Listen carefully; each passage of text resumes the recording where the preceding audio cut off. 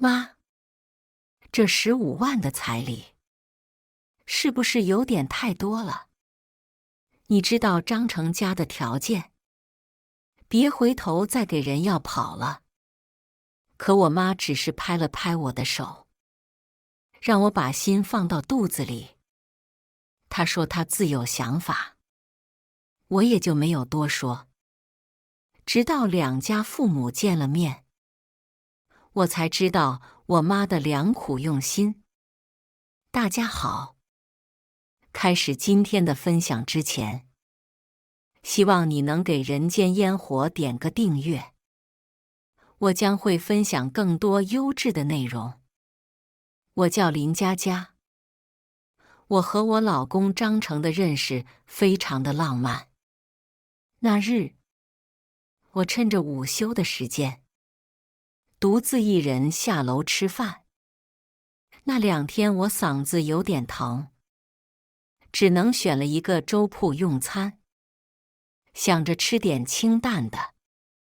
我环顾了一下餐厅，只剩下了一个角落的2人位，没有人坐。我坐在了那里，等着上餐。可哪知这时，一个声音非常有磁性的男人询问道：“你好，请问这里有人吗？我可以坐这吗？”我点了点头，说道：“没人。”坐吧。他道了谢，坐在了我对面，和我攀谈了起来。这一聊，我们才得知，我们竟然在一个写字楼上班，这也无疑拉近了我们的距离。一直到用餐结束，我们都在不断地聊着天，相谈甚欢。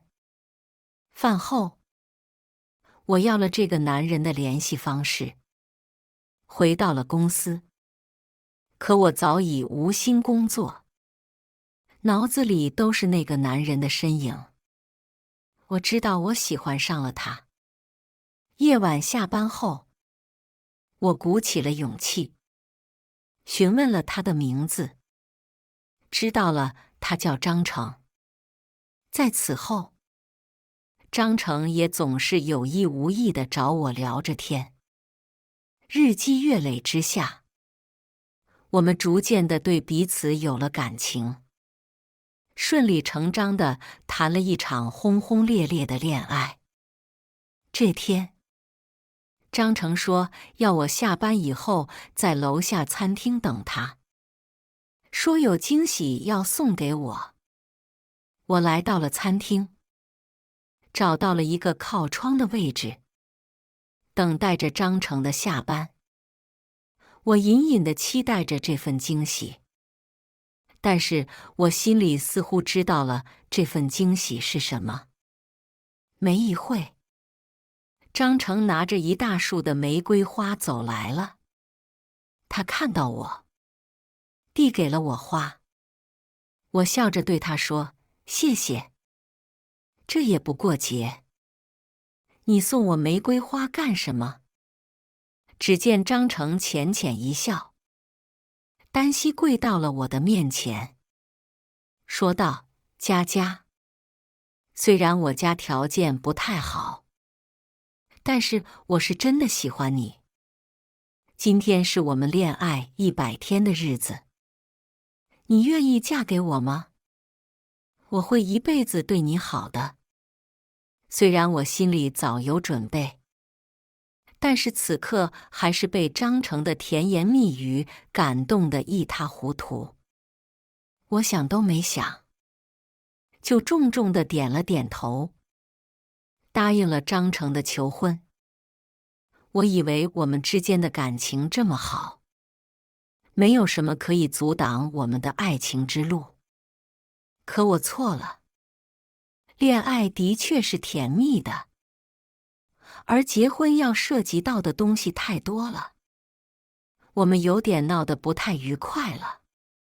这天，我将张成领回了家，给我的父母过目。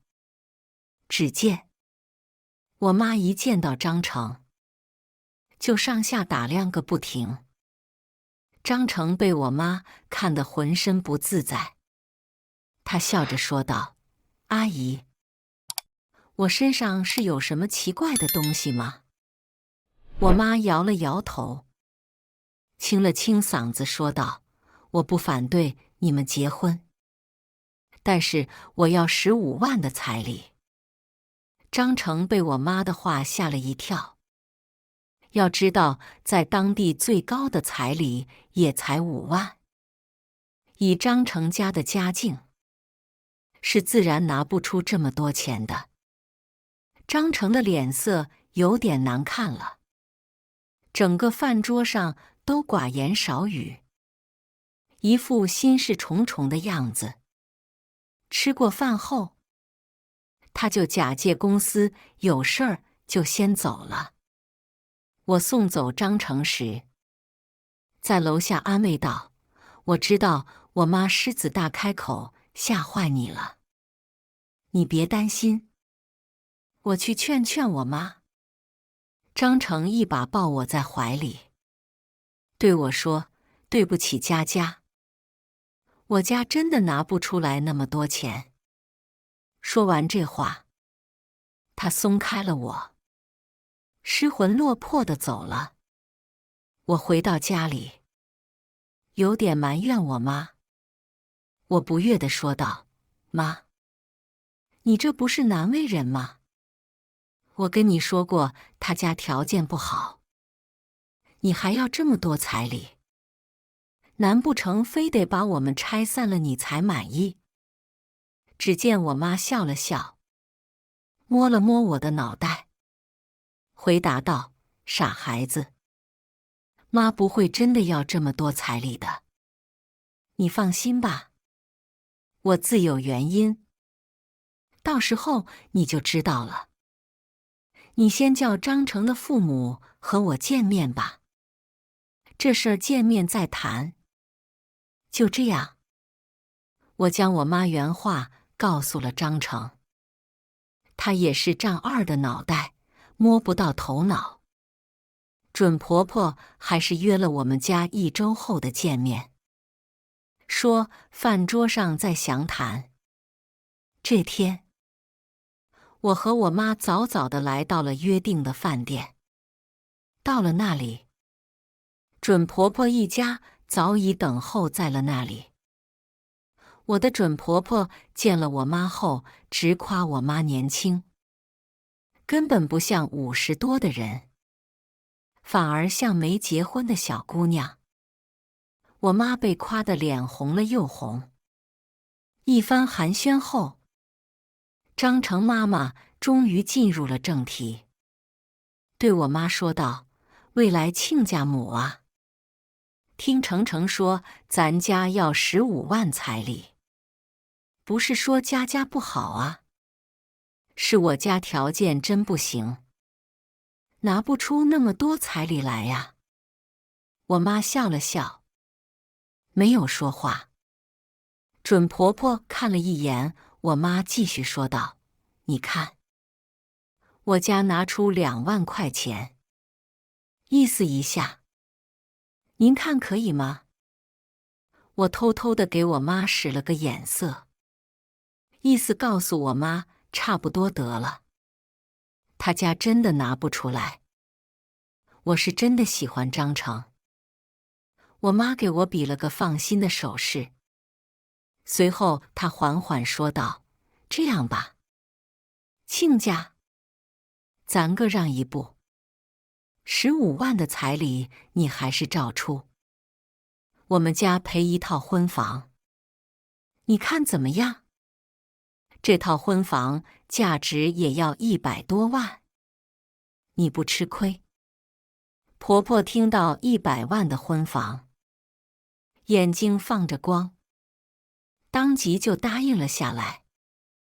我妈悄悄在我耳边耳语道：“你看吧，他家不是掏不出15万，而是算计着呢。”我这才知道，我妈并非是想要这15万，而是为了考验张成一家。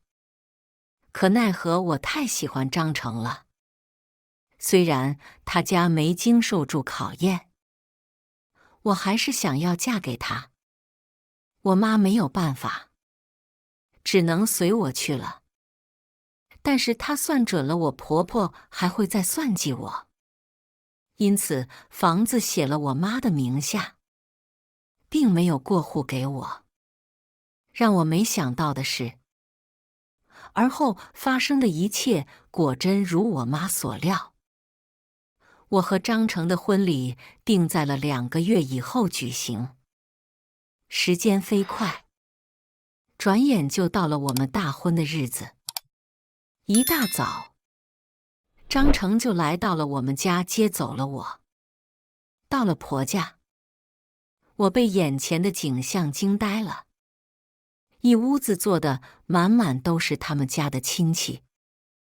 婆婆坐在客厅里，看到我来了，拉着我的手悄悄跟我说：“佳佳，和你商量个事儿。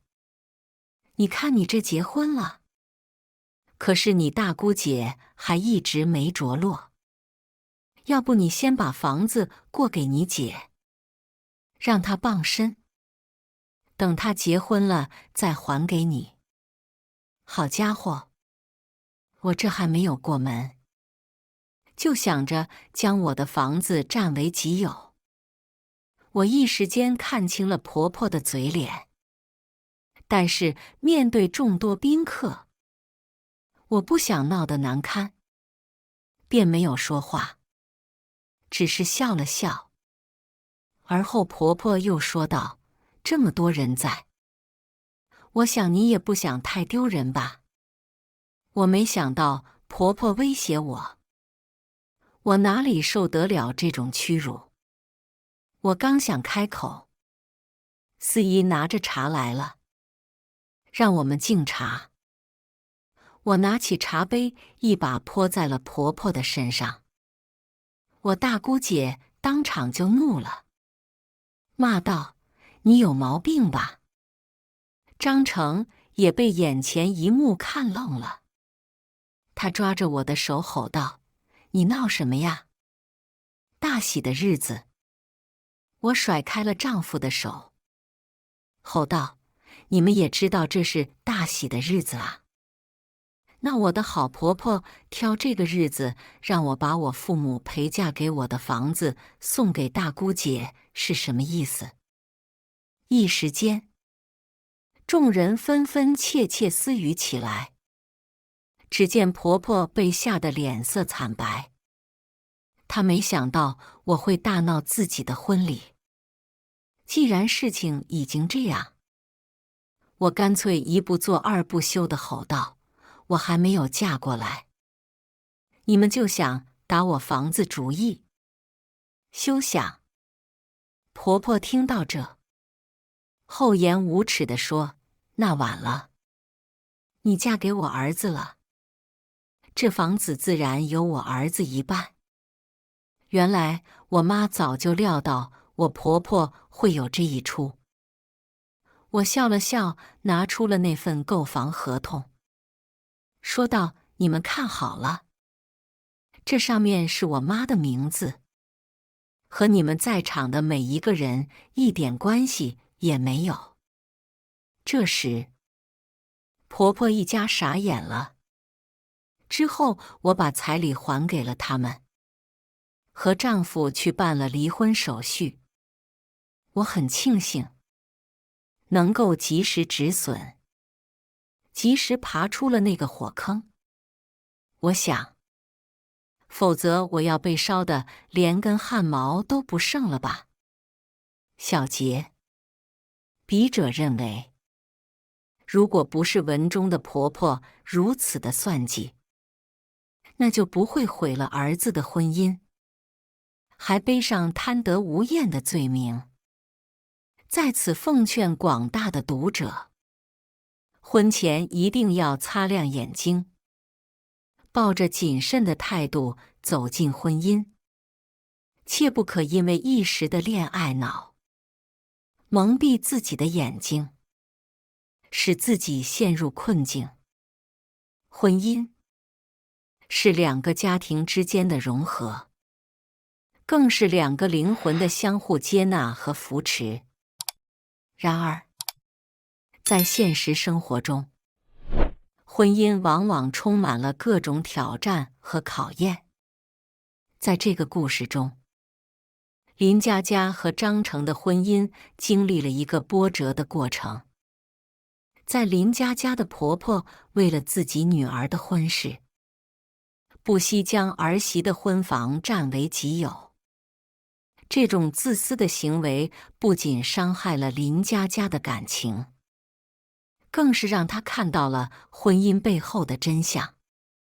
然而，在故事的最后，林佳佳选择了勇敢地面对这一切，最终成功地走出了困境。这个故事告诉我们，婚姻不是儿戏，更不是一场交易。在选择婚姻对象时，我们需要慎重考虑对方的品行和家庭背景。同时，在婚姻中，我们需要保持自己的独立思考和理性判断，不要被外界的压力和诱惑所左右。此外，这个故事也提醒我们，在面对婚姻问题时，我们需要保持冷静和理智，不要被情绪所左右，更不要冲动行事。我们需要认真思考自己的选择，不要轻易放弃自己的幸福。最后，这个故事告诉我们，婚姻需要双方共同努力和经营。在婚姻中，我们需要相互理解、尊重和支持，共同面对生活中的各种挑战和困难。只有这样，才能让婚姻长久而美满。总之，婚姻是一段美好的旅程，需要我们用心去经营和维护。希望每一个走进婚姻殿堂的人都能找到属于自己的幸福和快乐。同时，我们也应该珍惜身边的亲人和朋友，给予他们更多的关爱和支持。在这个世界上，没有什么比亲情和友情更珍贵的东西了。只有相互扶持，共同成长，才能让我们的人生更加精彩和美好。最后，祝愿每一个读者都能够拥有一个幸福的婚姻，也祝愿我们的家人和朋友健康、快乐、幸福。在这个充满爱的世界里，我们都能找到属于自己的那份幸福和温暖。生活中的每一次经历都是一种宝贵的财富，让我们从故事中汲取智慧和勇气，去面对生活中的种种挑战和困难。让我们携手前行，共同创造一个更加美好的未来。以上就是今天分享的故事。大家有什么想说的、想吐槽的，欢迎在下方评论交流。也更希望能给人间烟火点个订阅，我将会分享更多优质的故事内容。